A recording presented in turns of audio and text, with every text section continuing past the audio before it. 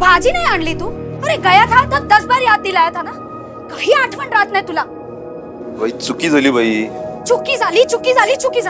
भाजी नाही आणला, चुकी झाली. काय करू मी याच्या?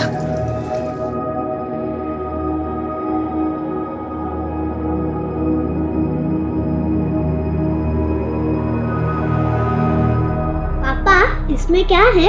इसमें अपने घर के रेडियो के लिए और एक रेडियो. अरे कंडक्टर है तू, क्या जरूरत थी इतना खर्चा करने की? काय ग तू नेहमी किट किट किट किट करत असते. ये नहीं लाया वो नहीं लाया, और जब लेके आता हूँ तो आई हे बघ हे. हाँ बघते काय आणले. ए हाथ देखना तेरे, आटा से भरे ना. ये राहू दे, हम दोनों बाजार जाके सब्जी लेके आते. बस हेच करा नेहमी. आणखी काय येत नाही तुम्हाला? यही करू मैं पूरी जिंदगी. जरूर कोई ना कोई होगी तुम्हारी बात.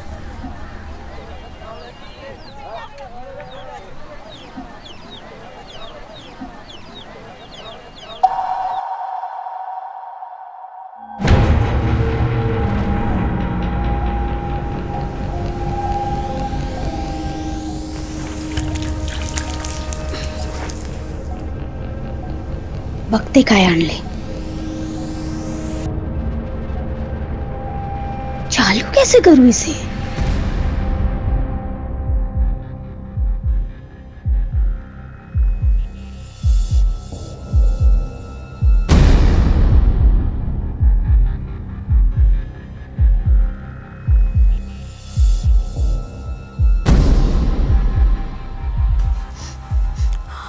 अरे देवा, माझी दाल.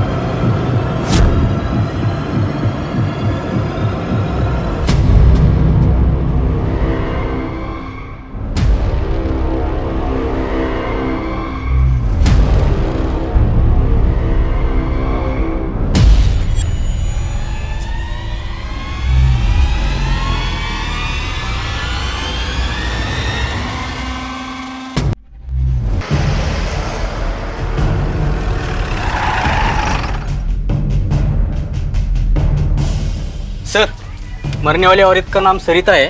वो उसका पति और बेटी है. अच्छा सुनो, अभी यहाँ पे किसी भी चीज को टच मत करना. Yes sir. ये बॉम्ब ब्लास्ट का केस है. एसटीएस को बुलाओ तुरंत.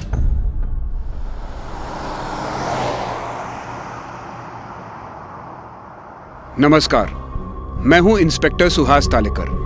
बॉम्ब ब्लास्ट की घटना देखने के बाद सब लोग यही सोचते हैं कि ऐसा सिर्फ बड़े शहरों में होता है. ये हादसा हमारे साथ तो हो ही नहीं सकता.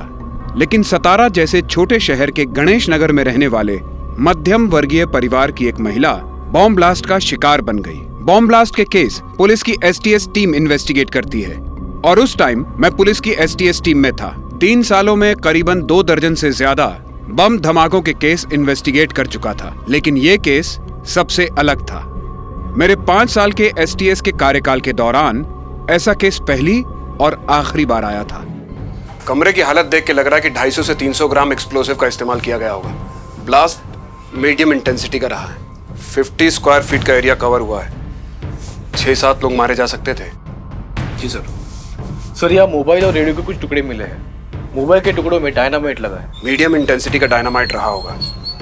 बाकी डिटेल्स तो फॉरेंसिक जांच के बाद ही पता चलेगी. लेकिन सर, मोबाइल में इतना एक्सप्लोसिव रखना पॉसिबल नहीं होता. शायद उसी के लिए रेडियो का इस्तेमाल किया होगा और ब्लास्ट कर दिया. हाँ, ये हो सकता है सर. जब ब्लास्ट हुआ तो मरने वाली लेडी सरिता, उसके अलावा और कौन कौन रहता है इस घर में? सरिता के पति गोविंद और 7 साल की बेटी.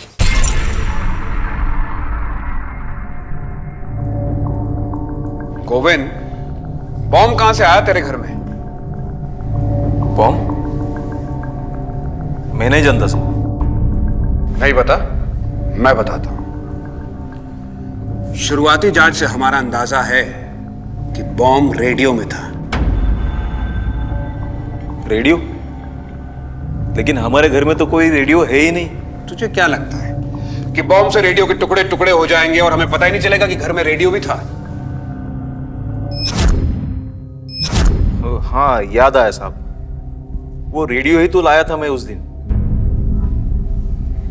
बड़ी जल्दी याद आ गया तुझे। अब ये भी याद करके बता तूने कहां से खरीदा? साहब वो खरीदा थोड़ी था, वो तो मुझे बस में मिला था। मिला था मतलब किसी ने गिफ्ट किया तुझे? नहीं नहीं, किसी ने दिया नहीं था, वो बस वहां पर चोरी किया था। चोर मत बोलिए साहब। क्या बोलो? खूनी? मर्डर? अरे नहीं साहब, जब गणपतिपुरी में पूरी बस खाली होती है तो मैं एक राउंड मार के देख लेता हूँ किसी का कुछ सामान छूटा है या नहीं।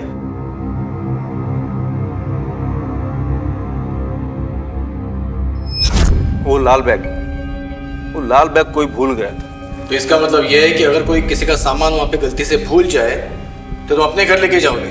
हाँ? ऐसी बात नहीं है साहब, मजबूरी में कभी कभी लाना पड़ता है। ऐसी क्या मजबूरी थी तेरी? साहब उस दिन वो खोया पाया विभाग बंद था, इसलिए तो वो रेडियो जमा नहीं कर पाया मैं। गोविंद, कुछ ज्यादा ही संयोग नहीं हो रहे तेरे साथ?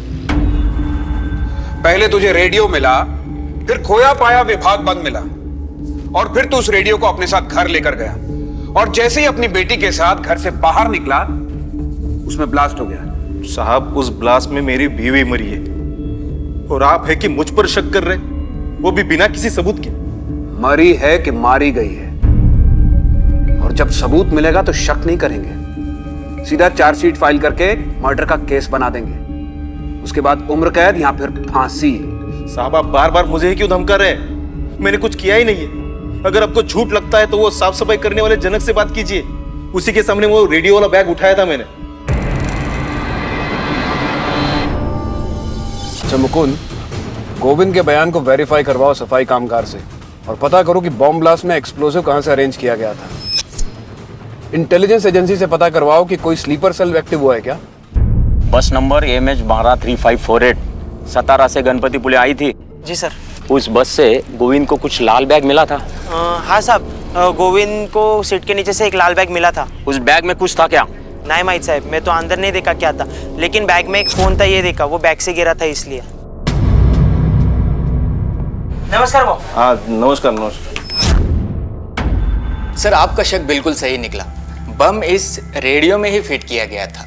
रेडियो का स्पीकर निकाल के उसमें डेटोनेटर लगाया गया था, और धमाके के लिए सेकंड डिग्री का डायनामाइट का इस्तेमाल किया गया था। लेकिन ये डायनामाइट तो कोल माइंस में इस्तेमाल किया जाता है, और इसका मिलना इतना आसान नहीं है। इसका तो पूरा लीगल प्रोसेस होता है। सर हो सकता है इलीगली खरीदा गया हो या कोई पेशेवर इन्वॉल्व। सर इंटेलिजेंस की रिपोर्ट मिली है, अभी तक कोई स्लीपर सेल एक्टिवेट नहीं है, और ना ही कोई एक्सप्लोजिव बाहर से आने की कोई खबर है। और सर जिसने भी ये बॉम्ब बनाया है वो बिल्कुल नौसिखिया है। लास्ट में जो मोबाइल मिला, इससे कोई इंफॉर्मेशन मिल सकती है? बिल्कुल भी नामुमकिन है सर, क्योंकि मोबाइल के टुकड़े टुकड़े हो चुके हैं, और IMEI नंबर और सीरियल नंबर दोनों ही खराब हो चुके हैं।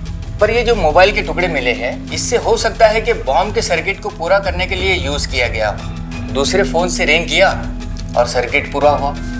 सर मैंने गोविंद से दूसरे फोन के बारे में बात की थी, लेकिन उसने कहा कि जब वो ब्लास्ट के पहले बाहर निकला तो वो गोविंद अपना फोन लेके बाहर निकला था, तो घर में सिर्फ उसकी बीवी का फोन था, और उसका फोन हमें किचन पे मिल चुका है। गोविंद ने हमें तीसरे मोबाइल के बारे में नहीं बताया। सर ब्लास्ट से पहले गोविंद और उसकी बेटी का घर से बाहर आना और सही सलामत बच जाना, ये मुझे संयोग नहीं लग रहा।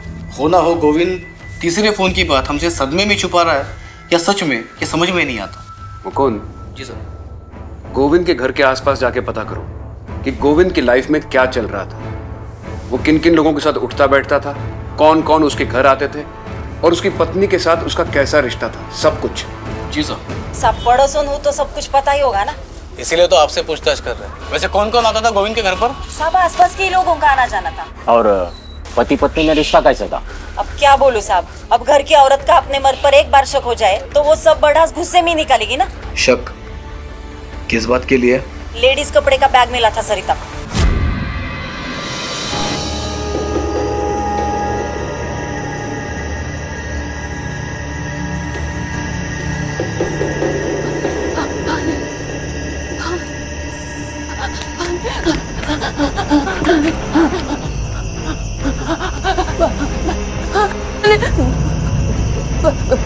नहीं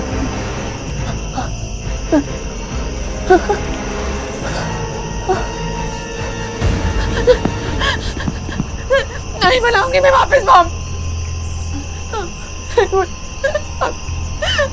क्यों नहीं समझते? ये सब गलत है। मैं अब क्या क्या हाथ जोड़, मुझे प्लीज जाने दो।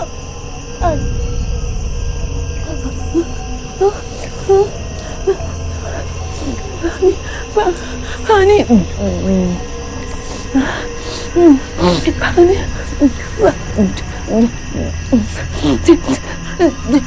ठीक है मैं बम बनाऊंगी।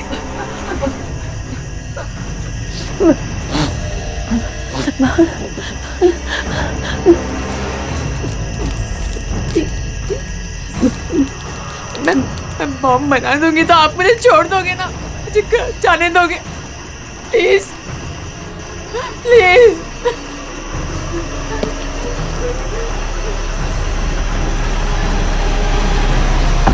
गोविंद, तेरा लफड़ा चल रहा था, ये बात तूने बताई नहीं।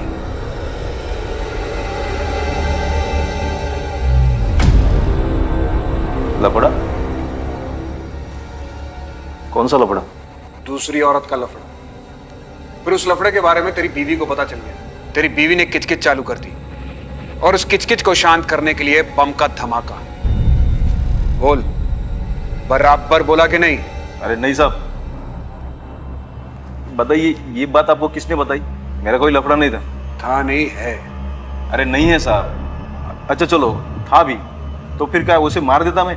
हाँ, और किसकी बीवी खिचखिच नहीं करती? सभी की करती है, आपकी भी करती होगी। तो फिर क्या उसे बम से उड़ाते क्या? वो कौन?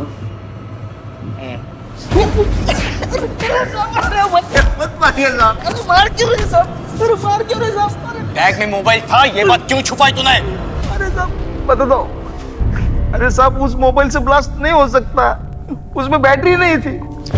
अच्छा, सिर्फ ऑन मोबाइल से ब्लास्ट हो सकता है क्या? बम ब्लास्ट की बड़ी अच्छी जानकारी है इसे। साहब अभी जानकारी होना भी गुनाह है क्या? नहीं, लेकिन जानकारी का गलत इस्तेमाल करना गुनाह है। कहां से मिली तुझे जानकारी है? साहब वो कभी कभार वो अंग्रेजी फिल्म देख लेते हैं साहब। अच्छा, बड़ी अंग्रेजी फिल्में देखता है तू? दूसरी औरत का लफड़ा भी अंग्रेजी फिल्म से देखा था क्या? दूसरी औरत का नाम क्या है जिसकी साड़ियां तेरे घर में तेरी बीवी को मिली थी? अरे वो सुधाकर बहू की थी साहब। शाणे, मैं तेरे को पूछ रहा हूँ दूसरी औरत का नाम क्या है? तू मुझे बता रहा है सुधाकर था। औरत का नाम सुधाकर है? नहीं, आदमी का। तो सुधाकर साड़ी पहनता है? नहीं, बेचता है। अरे साहब सुनो, सुधाकर साड़ी और ड्रेस मटेरियल वाला है, उसकी बैग थी वो। कहाँ है उसकी दुकान? भोर में। सुधाकर को जब भी अपनी दुकान के लिए कुछ मटेरियल चाहिए होता है तो वो सातारा फोन कर देता है। वो नहीं, भारी वाली 40 साड़ियाँ भेजना। अरे वो गोविंद है ना, उसी के गाड़ी में भेजना। अरे भरोसा वाला आदमी अपना। फिर सातारा में एक आदमी उसके मटेरियल का बैग मेरी बस में रख देता है। फिर बाद में वो भोर में वो सुधाकर अपनी बैग उतार लेता है। अरे क्या सुधाकर भाऊ, कितनी देर रुकने का? हर रोज का होगा आपका ये। चलो सामान उठाओ, चलो चलो जल्दी भाई, जाने का है आगे। वो ग्राहक है ना। हाँ चलो।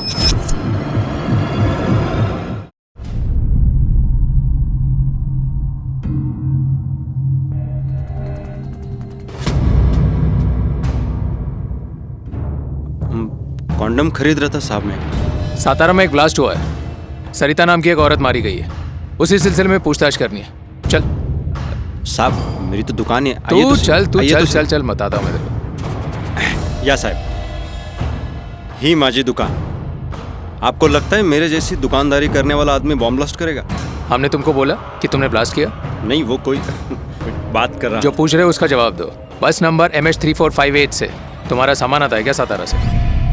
हाँ, ड्रेस और साड़ी मटेरियल मंगवाता हूँ। तो कभी ऐसा हुआ है कि तुम सामान लेने गए ना हो? हाँ साहब, कभी कभी ग्राहक ज्यादा होता है ना, तो स्टॉप पे पहुंचने के लिए मुझे लेट हो जाता है। पर एक बार तो मैं जा ही नहीं पाया।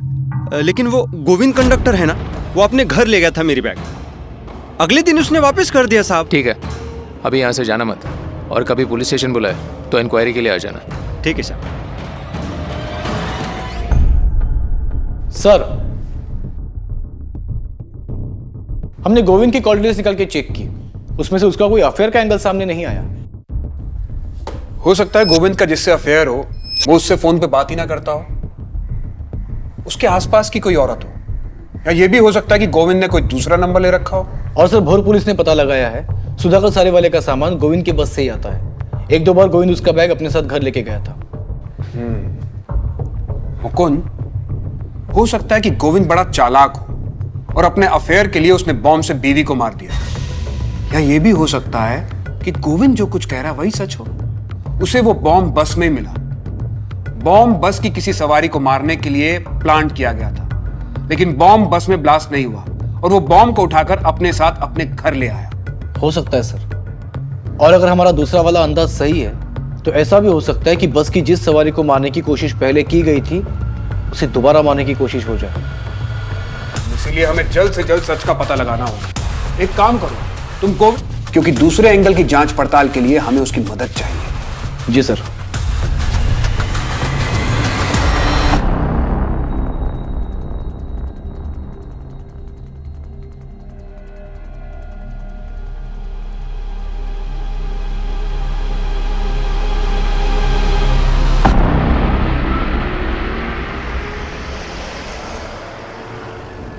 गोविंद, जिस अपराधी के कारण तेरी बीवी मारी गई वो 16 मार्च को तेरी बस में ही बैठा हुआ था, इसलिए छोटी से छोटी बात याद करके बता कि उस दिन वो लाल रेडियो वाला बैग लेकर कौन आया था।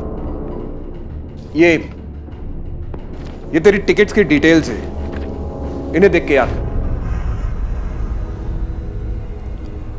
साहब, सब कुछ तो याद नहीं आ रहा, लेकिन जितना कुछ याद है मैं बताता हूं। दोपहर का समय था। चलो ticket ticket ticket ticket ticket ticket. इसीलिए सातारा से गणपतिपुळे के लिए 51 सवारी थी, उसमें से सातारा में 12 लोग चढ़े थे, लेकिन कुछ लोग बीच गांव में भी चढ़े और उतरे भी, और बाकी सब गणपतिपुळे। सर मुझे इतना कुछ याद नहीं है। ठीक से याद करके बता, कौन कौन कहाँ पे बैठा था और कौन कौन कहाँ पे उतरा था। यहां इस केस में सतारा से गणपतिपुळे 220 किलोमीटर का एरिया, 23 गांवों में बस रुकी थी, 51 सवारियां चढ़ी और उतरी। उन सब के बारे में पता लगाना जैसे समंदर में सुई ढूंढने के बराबर था। इसलिए हमने इस केस में उल्टा तरीका इस्तेमाल किया। उस बॉम्ब का टारगेट कौन था यह जानने की कोशिश की कि तुझे जिस सीट के नीचे वो लाल रेडियो वाला बैग मिला था उस सीट पे कौन बैठा था। नमस्कार सुधाकर भाऊ। हाँ नमस्कार नमस्कार, ये गोविंद जी, इन्हीं के बस से अपना सामान आता है। नमस्कार वहीनी। अच्छा, वो और जो 17-18 नंबर की सीट है वो अपनी बैठ जाओ। याद आया साहब, उस पर तो वो सुधाकर भाऊ और उसकी बीवी बैठी थी। और कहाँ उतरे तो वो दोनों? भोर, वहीं पर तो रहते हैं वो लोग।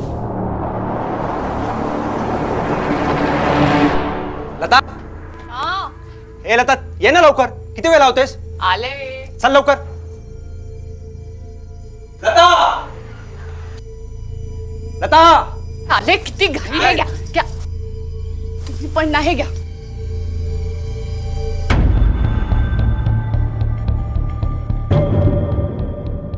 भाऊ कुठे बाहेर चालले का? वहिनी है तो मैं पूछ लेता हूँ कौन सा पंखा ठीक करना है. हो साले, क्या देख रहा था? झालं काय? छोड़ दो ना उसे. वहिनी आओ. काय भाऊ काय झालं काय? वहिनी काय? काय झालं काय? एक सांगू दे ना त्याला. चल. साले पण, अरे पिछली बार की मार भूल गया तू? ये चश्मा निकाल और पट्टी देख. का दिमाग गंदा है तो मेरी सोच गंदी बोल दी. पिछली बार तो मैंने कुछ नहीं कहा था, लेकिन इस बार ना मैं तुझे. अरे चल.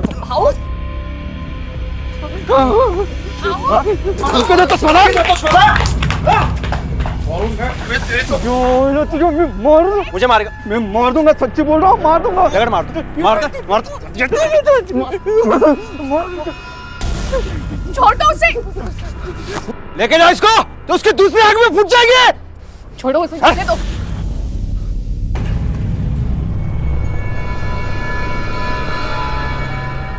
आसपास के लोग देख रहे, अभी नहीं, बाद में आना.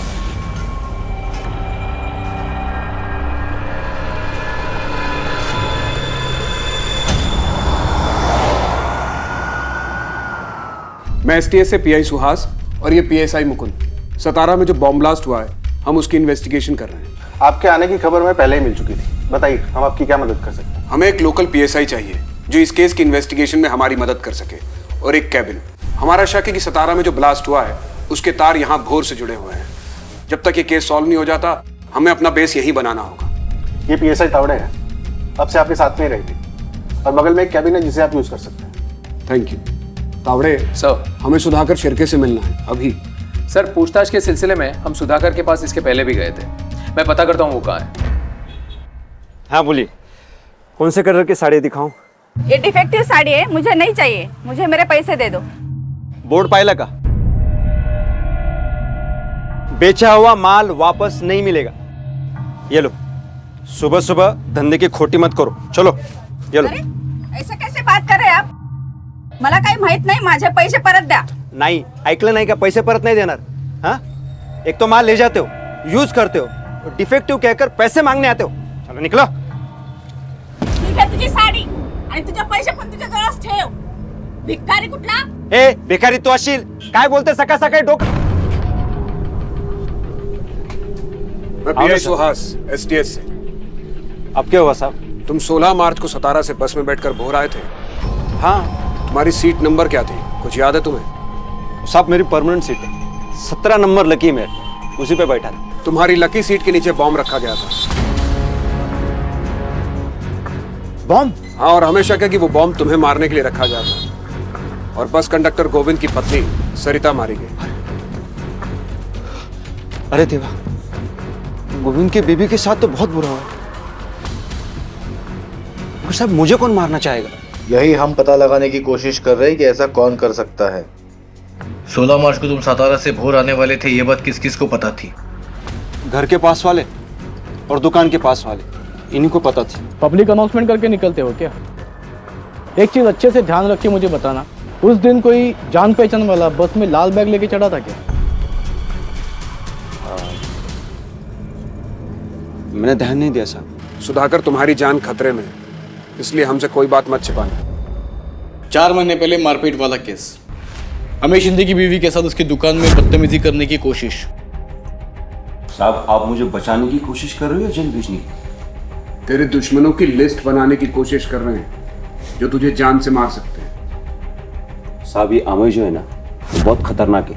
उसने झूठा केस किया था मुझ पर। सच बात तो ये है कि मैडम, हे बघा, एकदम छान साड़ी, ये पहन के ना अच्छी अच्छी हीरोइनें फीके होनी है। ये इस तरह से। ये क्या कर रहे हैं आप? साड़ी पहना रहा हूँ। साड़ी पहनाने के नाम पे बदतमीजी करता है। हाथ लगाने से पिघलती है तो यहाँ क्यों लाया? घर रखने का ना। क्या बोला तेरी तो साड़ी?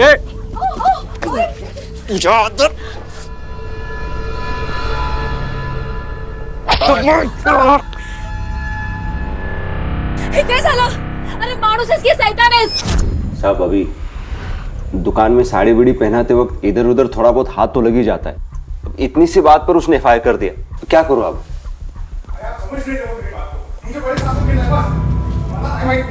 तुम्हाला कळत कैसा नहीं है? आवड़े देखो कौन है? सर वो मेरी बेटी नहीं मिल रही है। कब से? सुबह तो स्कूल के लिए निकली थी घर से, दोपहर को मुझे कुछ अचानक काम आ गया तो मैंने स्कूल में फ़ोन किया था जल्दी छोड़ने की रिक्वेस्ट के लिए, तो उन्होंने कहा कि वो 10 दिन से स्कूल ही नहीं आ रही है। तो रिश्तेदारों और पड़ोसियों के यहाँ पे पूछताछ की? हाँ सब जगह ढूंढा सर, लेकिन वो कहीं नहीं है। हेलो, हाँ मैं इधर ही आ गई। हाँ ठीक, मैं लगे चलो। हाँ हाँ ठेव ठेव। सॉरी सर, मेरी बेटी घर पर आ गई है। आ गई? हाँ मैं चलता हूँ। देखा साहब कितना बिंडोक है। अच्छा हुआ उसकी लड़की मिल गई, नहीं तो वो भी केस मेरे पे डाल देता। तू कुठे होतीस? ठीक है ना तू? मेरी तो जान ही निकल गई थी। और वो स्कूल वाले क्या बोल रहे थे? 10 दिन से तो स्कूल नहीं जा रही है। हाँ, कुठे असतेस तू? अगं बोल ना, कुठे असतेस? अगं बोल काहीतरी बाळा, बोल। गार्डन मध्ये। क्यों जाऊं मैं स्कूल? सारे बच्चे मुझको चिढ़ाते हैं, गंदे पापा की गंदी बेटी, तेरे पापा गंदे हैं।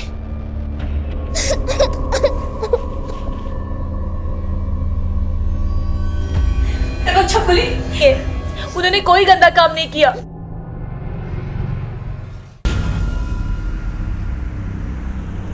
चलो ticket ticket ticket ticket ticket.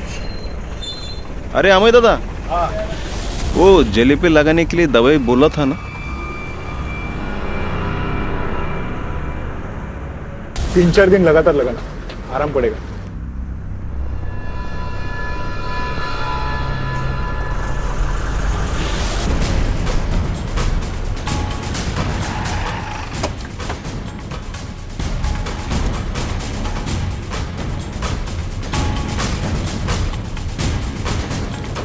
Ameya, हमारे साथ पुलिस स्टेशन चलो, कुछ बात करनी है। किस बारे में साहब?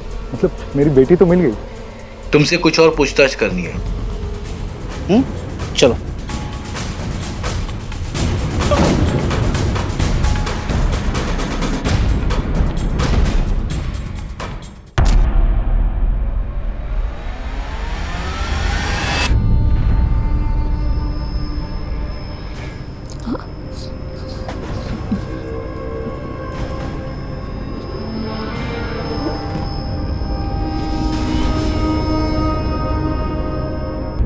गला सूख रहा है तो पानी पी लो, क्योंकि सूखे गले से सच बोलने में तकलीफ होगी। लो।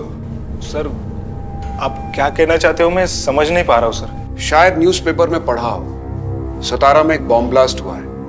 कंडक्टर गोविंद की पत्नी सरिता बॉम्ब ब्लास्ट में मारी गई। ये उसी की पूछताछ है। सतारा में जो कुछ भी हुआ उससे मेरा कुछ लेना देना नहीं है। लेना देना कैसे नहीं है?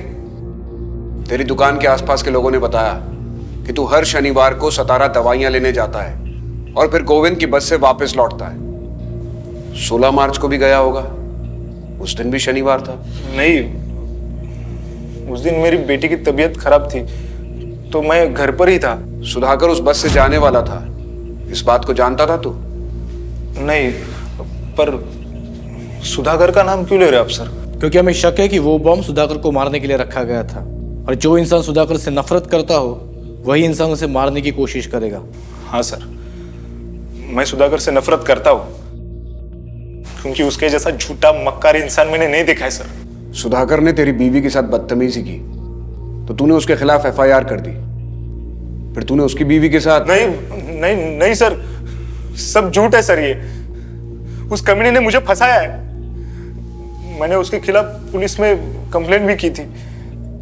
वो 4 दिन लॉकअप में भी रहा और जमानत पे छूटने के बाद उसने मुझे घर पर बुलाया था। अरे आओ, शर्मा मत, चाय पीते हैं। और वो जो मैंने बाहर केस का बोला था, केस वापस लेगा कि नहीं? नहीं, सबकी नजरों में मुझे रेपिस्ट बना दिया। 4 महीने से मेरी जिंदगी नरक बन चुकी है। तो जब मैं मेडिकल शॉप पे रहता हूं तो कोई भी नहीं आता है, इसलिए अभी मेरी बीबी रहती है मेडिकल शॉप पर। और इसीलिए तुमने सुधाकर के जिंदगी की शॉप बंद करने की सोच ली, वो भी बॉम्ब से उड़ा के। बॉम्ब क्या सर, न्यूक्लियर बॉम्ब मिलता ना तो साले के सर पे फोड़ देता मैं। लेकिन इस बॉम्ब कांड से तेरा कोई लेना देना नहीं है, यही कहना चाहता है ना तू? जिस किसी ने भी किया होगा उसने यही सोचा होगा कि बॉम्ब ब्लास्ट होगा और पुलिस सोचेगी कि ये टेररिस्ट का काम है। पर्सनल एंगल तो चेक ही नहीं करेगी पुलिस। अमय के पास स्ट्रॉन्ग मोटिव है सुधाकर को मारने का। उसकी सुबह की चाय से लेकर रात के खाने तक की सारी डिटेल्स निकालो, उसके कॉल रिकॉर्ड्स चेक करवाओ, खास तौर पे 16 मार्च के। उसके अदर कनेक्शंस का भी पता करो।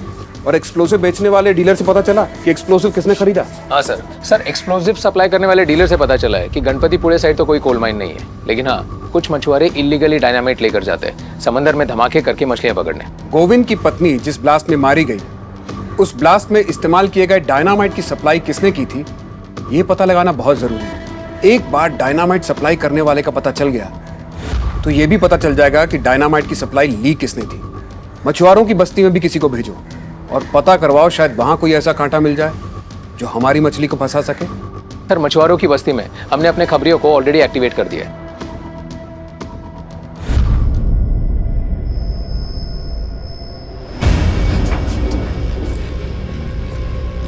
मैंने ये सैंपल बॉम्ब बनाया है। आपको एक सैंपल टेस्ट करके दिखाती हूँ। बॉम्ब का सर्किट ऑन करने के एक इस पे डायल करना है वो फोन में।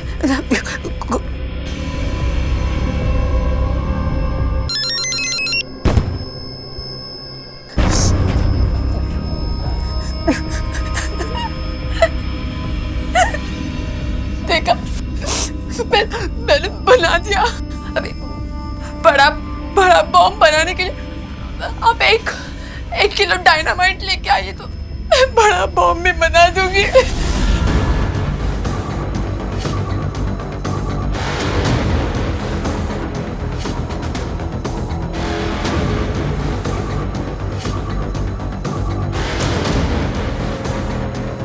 हेलो सुधाकर बहू, गोविंद बात कर रहा हूँ। अरे आप आपका साड़ी का बैग मेरे बस में रखते हो ना? हाँ मालूम है आज नहीं रखा है, लेकिन आज के बाद रखना मत। अरे कुछ दिनों के लिए। पुलिस का बहुत टेंशन चल रहा है, ये मामला थोड़ा ठंडा होने दो, फिर देखते हैं क्या करते हैं।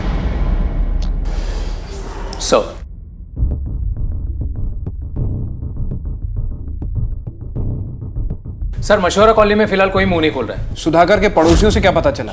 सर सुधाकर से दुश्मनी के सिलसिले में तो नहीं, लेकिन उसकी बीवी का अफेयर का एक एंगल सामने आया है। हमें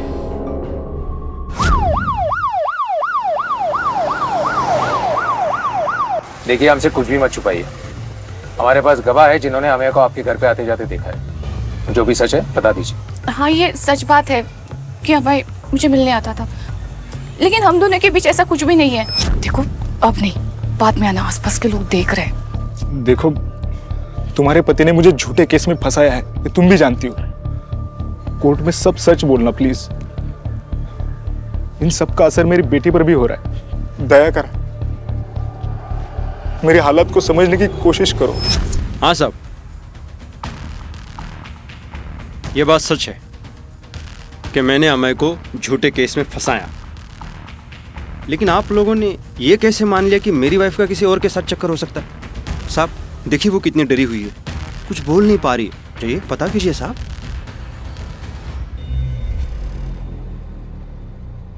अमय भाऊ, मैंने गुस्से में आकर मेरी बीवी के साथ गलत करने का झूठा आरोप आप पे लगाया था। अब मैं उसके लिए माफी मांगता हूं, लेकिन मन से ये सब निकाल दो, भूल जाओ ये सब कुछ। हाँ, बस एक मिनट, मैं सबको आज बता देता हूं कि मैं गलत हूं और तुम सही हो। खत्म करो ये सब कुछ, मुझे बम से मत उड़ाओ। अगर मुझे मारना है ना ऐसे ही मार दो, ठीक है, लेकिन बम से नहीं।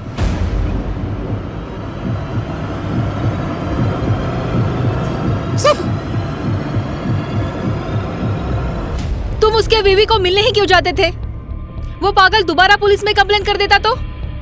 और माफी तो ऐसे मांग रहा था जैसे कि सबको बता रहा है कि वो ब्लास्ट तुमने ही किया है। मुझे ये बताओ, वो ब्लास्ट तुमने ही तो नहीं किया था ना?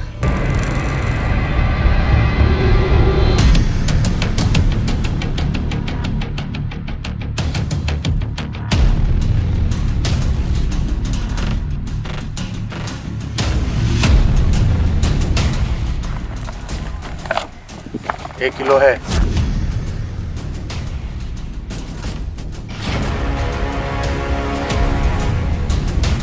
सर खबर पक्की है, मछुआरा बस्ती में डायनामाइट की डील हुई है। 1 किलो डायनामाइट खरीदा गया है, लेकिन किसने खरीदा है और किसने बेचा है इसका हमें पता लगाना होगा। हो सकता है इसके तार गोविंद के घर हुए बॉम्ब ब्लास्ट से जुड़े हों। मुकुंद, तुम तावड़े के साथ जाओ और जल्द से जल्द पता करो, कोई बड़ा बॉम्ब ब्लास्ट होने वाला है, कई मासूमों की जान जा सकती है।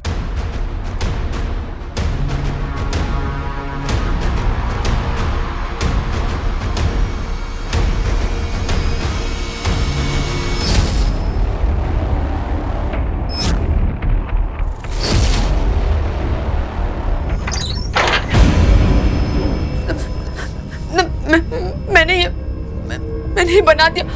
प्लीज मुझे घर जाने दो।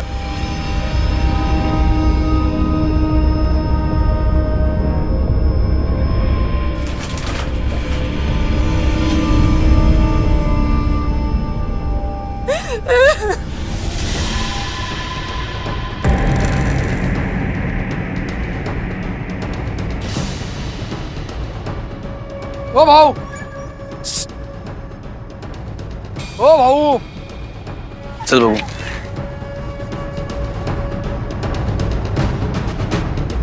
क्या बोल रहा? डायनामाइट? हाँ, लेकिन माल सही होना चाहिए। सब रोकड़ा सही तो माल सही।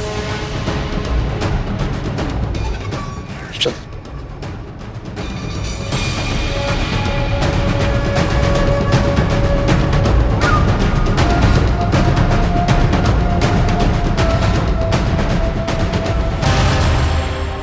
इन्हें माल चाहिए।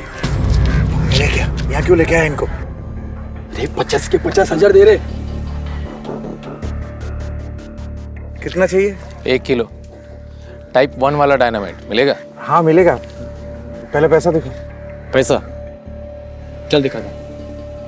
अरे चल चल चल, सच बोल। मैंने कुछ नहीं किया साहब, किसी को कुछ नहीं बेचा, मैं सच बोल रहा हूँ।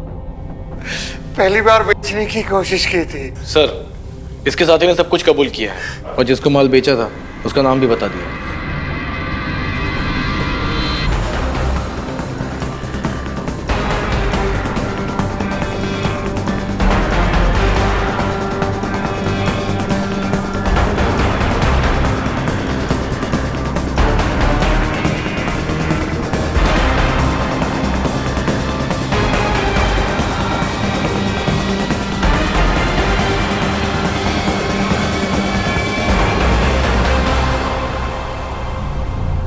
अरे सुधाकर भाऊ, ये आखिरी बार है इस बस में सफर कर रहा हूँ। क्यों बे, इसके बाद मरने वाला है क्या तू? अरे सुधाकर भाऊ, ऐसा मत बोलो। गोविंद भाऊ, तुम भी किस घटिया आदमी की बात का बुरा मान रहे हो यार। किसको घटिया बोला बे तू? किसको घटिया बोलो? उठ! हाँ हाँ, तू अपने आप को क्या समझता है?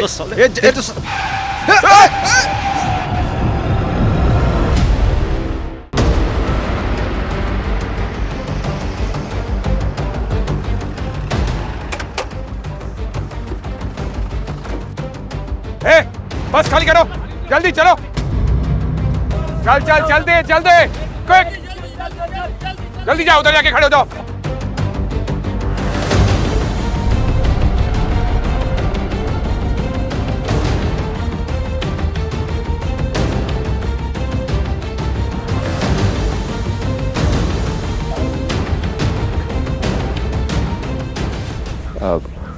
क्या हुआ साहब? फिर से मुझे कोई बॉम्ब से उड़ाने की कोशिश कर रहा है क्या? हमारे साथ ही खेल खेल रहा है। आज शनिवार है ना, वो तो गए सतारा, अभी 2:30 बजे के बस से। थोड़े क्या कर रहे हो आप? मैंने कहा सुधाकर नहीं है घर पे। नहीं मुझे मिला नहीं। सुधाकर नहीं है घर ही, अब क्यों तलाशी ले रहे हो? मैंने कहा ना।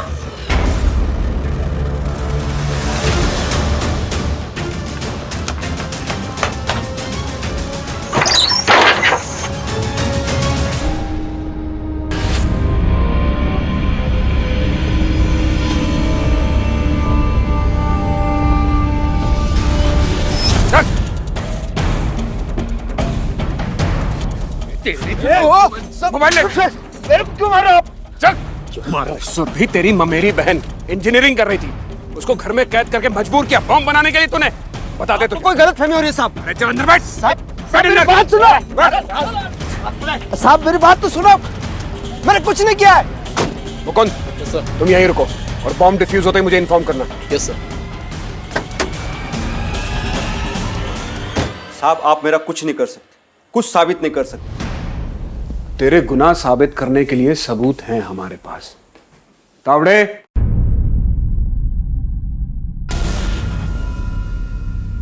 ये तीनों गवाह भी हैं और तेरे गुनाह में शामिल भी हैं।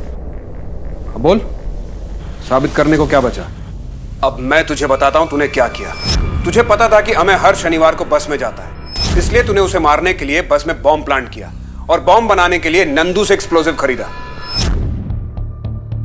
1 किलो है। मैं मेरे को मारना नहीं चाहता था, मैं तो बस उसे फंसाना चाहता था और बॉम्ब ब्लास्ट करने का मेरा इरादा तो था ही नहीं। सुरभि को मजबूर करके जोर जबरदस्ती करके उससे बॉम्ब बनवाया था। और फिर अपनी पत्नी के साथ जाकर 16 मार्च को बस में बॉम्ब रख दिया। उस दिन डबल गड़बड़ हो गई थी। शनिवार को अमेय बस में आया ही नहीं था। मैंने बॉम्ब प्लान करके रखा था उसको फंसाने के लिए। मैंने अमेय के नाम से लिया हुआ मोबाइल भी उस थैली में रखा था, लेकिन वो गोविंद कंडक्टर है ना, वो रेडियो अपने घर लेके गया और रेडियो में ब्लास्ट हुआ और फोन के परखच्चे उड़ गए। मेरी सारी मेहनत बेकार हो गई। तूने अमेय के खिलाफ झूठा मॉलेस्टेशन का केस क्यों किया था? मुझे शक था कि अमेय का मेरी बीवी के साथ चक्कर चल रहा है। देखो अब नहीं, बाद में आना, आसपास के लोग देख रहे हैं। बात मैं आपको डायरेक्ट नहीं बता सकता था कि अमेय मुझे मारने की कोशिश कर रहा है और ना आप मुझ पे शक करते। फिर मैं उसके दुकान पे गया, सबके सामने उससे माफी भी मांगी, बॉम्ब से ब्लास्ट करके ना मारने की विनती भी की, ताकि आप लोगों को उसी पे शक हो कि उसने दोबारा बॉम्ब प्लान किया है मुझे मारने के लिए। और मैं खुद फंस गया। क्राइम में परफेक्ट प्लानिंग जैसी चीज कोई नहीं होती, होता है तो परफेक्ट जस्टिस। सुधाकर की पत्नी और नंदू ने उसके क्राइम में उसका साथ दिया था, इसलिए उन दोनों के खिलाफ आईपीसी सेक्शन 120B के तहत केस चल रहा है। सुधाकर के खिलाफ बॉम्ब प्लान करने, कंडक्टर गोविंद की पत्नी सरिता की हत्या और अमेय को फंसाने की साजिश के लिए आईपीसी सेक्शन 302 और 120B के तहत केस चल रहा है। इस वक्त तीनों जेल में हैं। अमेय आप्टे के ऊपर जो बदनामी के दाग लगे थे वो धुल गए, क्योंकि उसने कोई अपराध ही नहीं किया था। और सुधाकर को ये बात अच्छी तरह समझ में आ गई कि अपराध के दाग कभी नहीं धुलते। उसका गुस्सा और बदला लेने की भावना, इसने कई लोगों की जिंदगियों को बर्बाद कर दिया था। मैंने अपनी 18 साल की पुलिस की नौकरी में देखा है, ये बदला लेने की भावना हम सब के लिए एक दस्तक है। संभल जाइए, कहीं ऐसा ना हो कि ये आपके साथ कई लोगों की जिंदगियों को बर्बाद कर दे। इसी के साथ मैं विदा लेता हूं। नमस्कार।